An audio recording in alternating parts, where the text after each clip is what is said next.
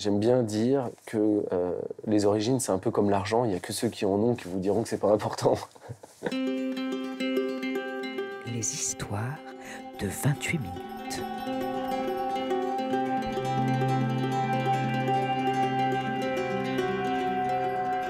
Ses origines, Arthur, notre conteur du jour, les a cherchées partout, mais vraiment partout. Enfin, entendons-nous bien, la moitié de ses origines, puisque sa mère, il la connaît, c'est sa maman, quoi. Son père, par contre, son père n'est pas son géniteur. Et oui, ce jeune homme, ce jeune Arthur, est le fruit d'une PMA, la fameuse procréation médicalement assistée. Or, un jour, Arthur a décidé que son donneur anonyme, il lui fallait le retrouver. Mes parents se sont rencontrés dans les années 70 et ils ont cherché pendant pas mal d'années à avoir des enfants. Malheureusement, le spermogramme de mon père était assez mauvais. Et du coup, très vite, ils ont cherché à faire des opérations au niveau notamment des testicules de mon père pour voir s'il y avait moyen de réparer les choses et de faire en sorte que mon père arrive à faire en sorte que sa femme soit enceinte. Et puis ça n'a pas fonctionné et au bout d'un moment, mon père a parlé de la technique de l'insémination artificielle avec un donneur de gamètes anonyme à ma mère. Donc elle a mis un peu de temps avant de s'acclimater à cette idée. Et puis finalement, ils se sont dit qu'il y avait beaucoup d'avantages. Enfin, mon père trouvait que c'était formidable parce que ça permettait à ma mère de vivre une grossesse. 20 ans plus tard, ils avaient 3 enfants issus de 3 donneurs différents.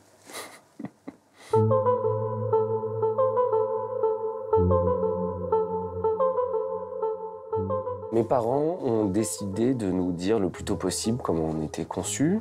Et donc notre mode de conception, on nous le racontait quand on était dans le ventre de notre mère. J'ai vu ma mère d'ailleurs, quand elle était enceinte pour ma petite sœur, parler à son ventre de manière très calme et douce, en racontant en fait l'histoire de manière très simple, en disant ben voilà, avec ton père, on a cherché à faire en sorte que tu puisses venir au monde. Et normalement, les parents y arrivent tout seuls sous la couette, mais nous, on a dû recourir à la graine d'un monsieur généreux. Et donc c'est grâce à ce monsieur-là que tu es là.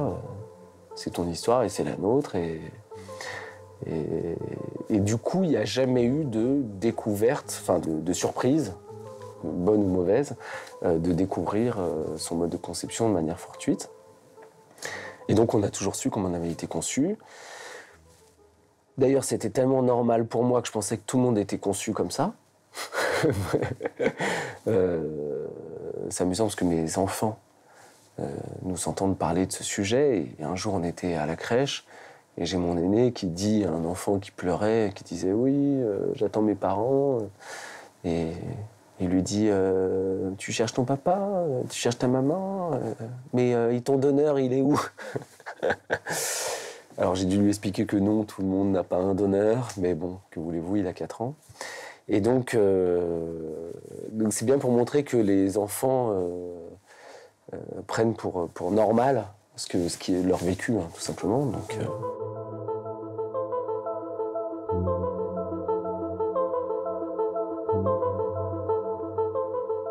moi, je m'attendais à ce que mes parents me présentent mon donneur, puisque c'était un gentil monsieur, c'était un monsieur généreux, c'était quelqu'un de bien, en fait, et qui avait donc permis à mes parents de devenir parents. Et donc, à chaque fois que mes parents invitaient des amis à la maison, je me disais, on va me présenter. J'étais dans l'attente qu'on me présente mon donneur.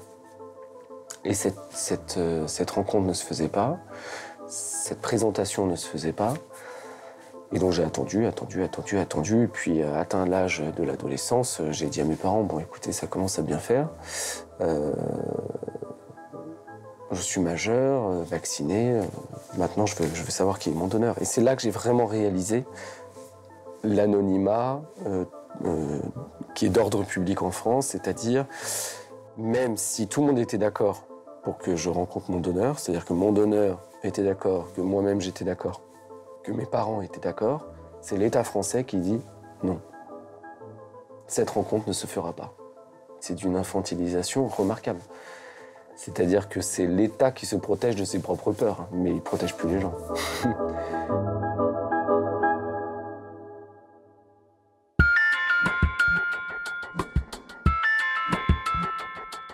Je travaillais dans un café parisien l'été pour gagner des sous. Et le hasard fait que je rencontre un journaliste du Parisien. À cette période-là, je venais de découvrir l'anonymat tel qu'il a été institué, donc d'ordre public. En gros, c'est un anonymat ad vitam aeternam qui me scandalisait et j'en parlais tout le temps. Et donc j'en parlais aussi à ce journaliste, à ce client. Bon, c'était pas très professionnel, mais bon, ça débordait, hein, voilà. Et lui me dit, il faut absolument faire un article. Et donc, une semaine après, je me retrouve dans mon appartement à raconter mon histoire à un journaliste, à Hélène Brie en l'occurrence. Et l'article du Parisien sort le 22 août, le jour de l'anniversaire de ma petite sœur. Et donc, j'appelle ma petite sœur qui était au bord de la mer. Je lui dis, bon anniversaire, achète le journal Le Parisien, ou Aujourd'hui en France, ça dépend de là où on se trouve. Tu verras, il y a un super article. Et donc cet article dit Arthur recherche son père biologique. Et tout a démarré comme ça, le 22 août 2006.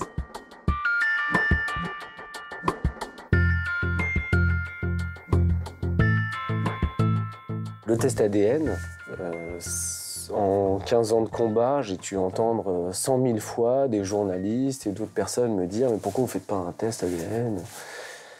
Bon, à la base, c'était quand même interdit, hein. Donc j'étais un peu surpris qu'on me fasse cette remarque.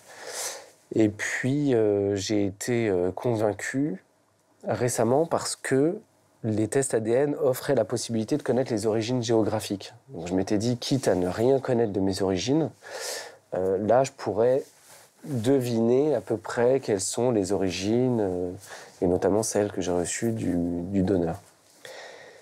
Et puis, je ne m'attendais pas du tout à ce qui est... Enfin si, je savais que je me retrouverais sur un fichier qui comparerait mon ADN avec plein de personnes, mais je n'avais pas conscience que ça pourrait aller aussi vite. Et donc je l'ai fait, mais disant, bon, de toute façon, c'est une bouteille jetée à la mer, hein. Moi, quand j'avais 5 ans, j'avais mon parrain qui était aux États-Unis et je criais devant l'océan son prénom et j'étais persuadé qu'il m'entendait. Bah là, c'était la même chose. Franchement, c'était un cri dans l'océan, quoi. Bon, donc, voilà, on était plus du côté de la pensée magique que d'un potentiel exploitable. Et donc, quand j'ai eu mes résultats et que je me suis dit, tiens, et que je découvre Laura Sergué, first cousin, c'est-à-dire cousine au premier degré, et que je partageais 6% de mes gènes avec cette personne, je me suis dit, mais qu'est-ce que c'est que ce truc? Au début, je me suis dit, ils ont dû se gourer, c'est pas possible. Et puis, 30 secondes après, ma femme trouve le profil de cette fameuse Laura sur LinkedIn. Je me dis, bon, bah, voilà, je me suis dit, bon, bah, je lui envoie un message, hein. Elle me répond dans la minute, donc génial, en me proposant de s'appeler par WhatsApp parce qu'elle vit à Londres. Bon, et puis là, je passe 1h30 au téléphone avec elle, je lui explique ma situation. Elle me dit plusieurs fois, non mais connaître ses origines, c'est la base, c'est la base, c'est la base. Donc elle est très ouverte, pleine d'empathie. Et je découvre en discutant avec elle qu'elle fait de la généalogie en ligne. Et donc ça a été très facile de retrouver son arbre. Et ma chance, c'est que dans sa famille, il y a 3 pelés intendus. Que des nanas, pratiquement. Mais il n'y avait qu'un seul homme qui s'appelait Gérard et qui avait le profil de celui qui était né à la bonne date, à peu près à la bonne période et qui avait vécu en France. Et donc ça pouvait être que lui, mon donneur.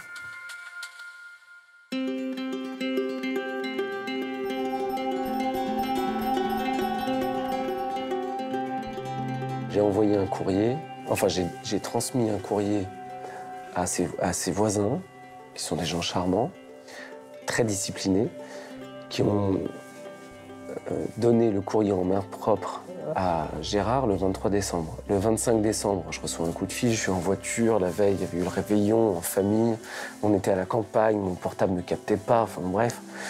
Et donc là, je me retrouve entre deux fossés sur un chemin en terre avec mes enfants qui dorment derrière. Il est 10h du matin. Je conduis tout doucement et là, mon téléphone sonne. Chance, je suis à côté d'une antenne relais.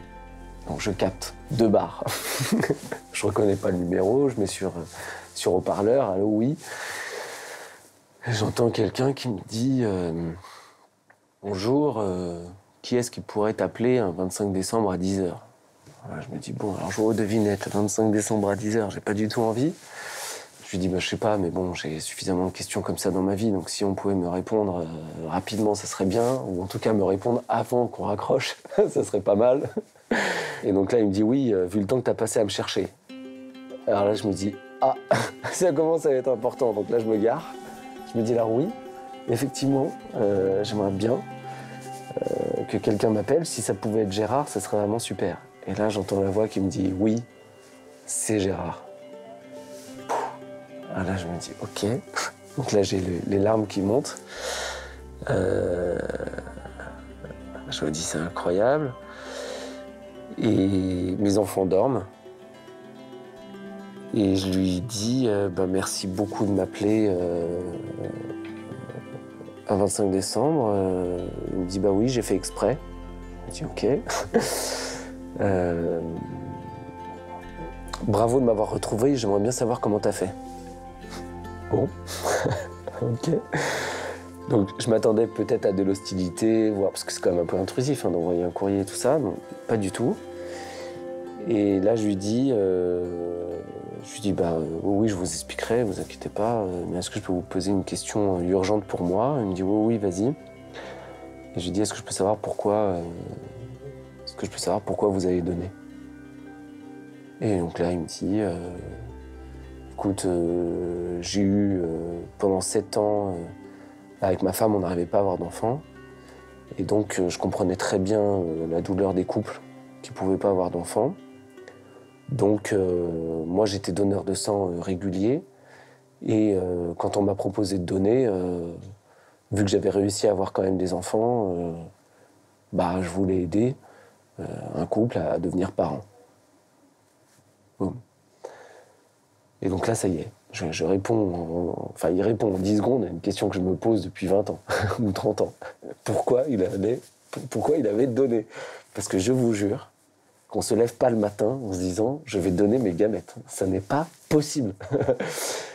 Quand j'avais 5 ans, quand j'avais 10 ans, quand j'avais 15 ans, quand j'avais 20 ans, je m'étais dit « je ne peux pas répondre à la place de mon donneur ». Sinon, je fais des projections de moi-même, mais c'est aliénant de répondre à sa place. Et donc là, pour moi, le donneur devenait presque libre, c'est-à-dire il ne subissait pas les projections éventuelles que j'allais faire sur lui. Et là, il me dit, écoute, je ne sais pas encore si on va bien s'entendre ou pas, je ne sais pas si nos personnalités sont compatibles ou pas. En tout cas, tu dois avoir beaucoup de questions en tête depuis tout ce temps. Donc, ce que je te propose, c'est qu'on s'entende bien ou qu'on ne s'entende pas. Tu notes toutes tes questions et moi, je m'engage de toute façon à répondre à toutes tes questions. Je me dis, ok, trop bien. Donc là, après, je lui repose des questions sur sa famille, les origines de sa famille, qui étaient ses parents. J'interroge les propres origines de mon donneur. Et là, je découvre ce qui va vraiment donner une dimension humaine aux origines, c'est que j'apprends que le père de Gérard était pupille de l'État. C'est-à-dire que dans cette famille-là, personne ne porte le nom du père, tous portent le nom d'une mère. Cette femme qui a abandonné cet enfant sur les marches d'une église. Et là, c'était vraiment intéressant pour moi parce que il y avait tout un tas de questions que je pouvais me poser sur le divan d'un psy, des questions que je ne comprenais pas. Et là, ça se mettait à prendre corps et à s'étoffer un petit peu. Et c'est intéressant, je trouve, d'avoir une lecture sur plusieurs générations des origines, plutôt que de me concentrer juste sur une personne. Donc en fait, en un coup de fil, je passais de 100 000 à une dizaine de questions. Il vaut mieux une dizaine de questions un peu compliquées que 100 000 questions qui vous polluent au quotidien.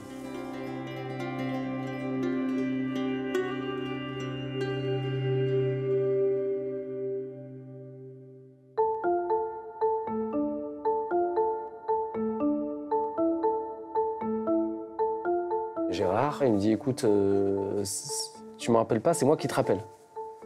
Alors j'attends une semaine, j'attends 2 semaines, j'attends 3 semaines, il m'appelle, je lui dis, bon, alors ça va pas du tout.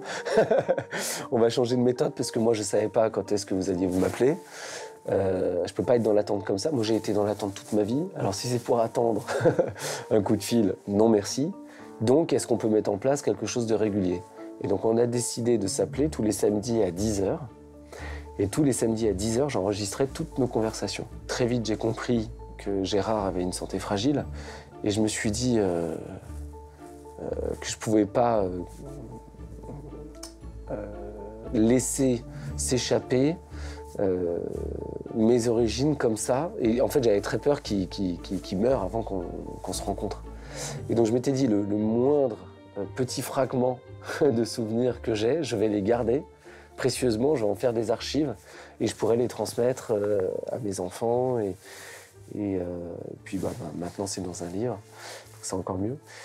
Mais en fait, c'était tellement rapide et irréel qu'il m'était arrivé de réécouter des discussions en me disant est-ce que j'ai rêvé ou pas. Mais en fait, non, j'avais pas rêvé. Et du coup, on a pris le temps. Et donc le premier coup de fil était le 25 décembre et je le rencontrerai seulement le 19 mars. Voilà, parce que c'était important de pas... Puis bon, moi ça fait 30 ans que je réfléchis aux questions de bioéthique. Lui, je voyais bien qu'il débarquait. Hein. Il y a un élément qui était assez troublant. C'est que bon, je le vous voyais et puis au bout d'un moment je lui dis mais comment je dois vous appeler, comment ça marche? Il me dit bah écoute, tu me dis tu m'appelles Gérard et puis moi je vais t'appeler mon bébé. Pff, gros blanc. Là moi je tombe des nues, j'enregistre la discussion, je suis dans la voiture sur un parking près de Grenoble. Et là dans ma tête je me dis waouh, ok, donc en fait il va falloir lui expliquer. Il va falloir tout reprendre à zéro. C'est-à-dire que pour les gens conçus normalement, le père et le géniteur, c'est la même personne. Mais moi, vu que j'ai toujours su comment j'avais été conçu, j'ai un père, une mère, un géniteur, et c'est séparé. Et mon père n'a jamais joué au géniteur avec moi. Donc il n'y a pas de confusion des rôles et des places. Moi, le jour où j'ai rencontré mon donneur, chacun était à sa place. Mon donneur était mon donneur, redevenait mon donneur. Mes parents redevenaient mes parents qui ont eu recours à la PMA avec un donneur, et chacun était à sa place. Et ça, c'est important, parce qu'à part la rencontre, je ne sais pas ce qui permet de vivre cet accomplissement, de se rendre compte que chacun est à sa place.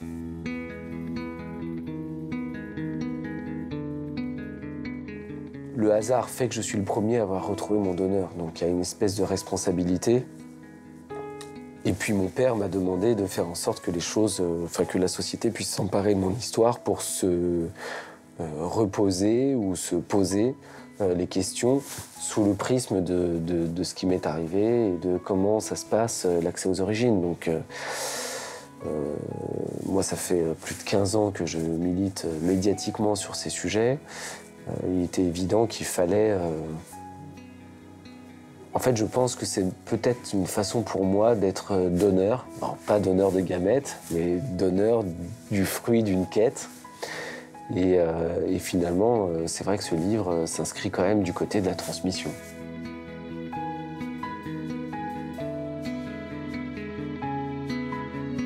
Arte Radio.